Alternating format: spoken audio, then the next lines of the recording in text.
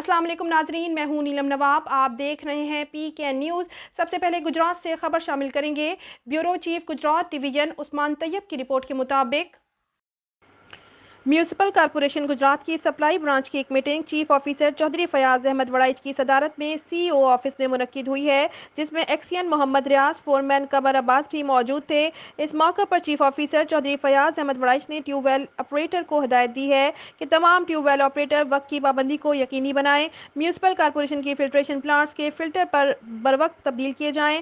सफाई सुथराई भी यकीनी बनाई जाए। इसमें किसी किस्म की कोताही बर्दाश्त नहीं की जाएगी।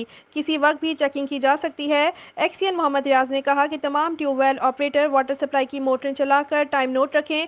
ड्यूटी ऑफ होने के बाद सेकंड टाइम वाले ट्यूबवेल ऑपरेटर्स को भी टाइम नोट किया जाए, ताकि पता चल जाए कितनी मोटरें चल रही हैं। साथ साथ बिजली के मीटर्स के यूनिट्स भी नोट किए जाएं कि औकात कार दौरान कितनी यूनिट्स इस्तेमाल की गई हैं। मीटिंग में तमाम ट्यूबवेल ऑपरेटर्स मौजूद थे। मीटिंग में सुपरवाइजरों आबिद गुजर, अदनान भट्ट ने भी शिरकत की है।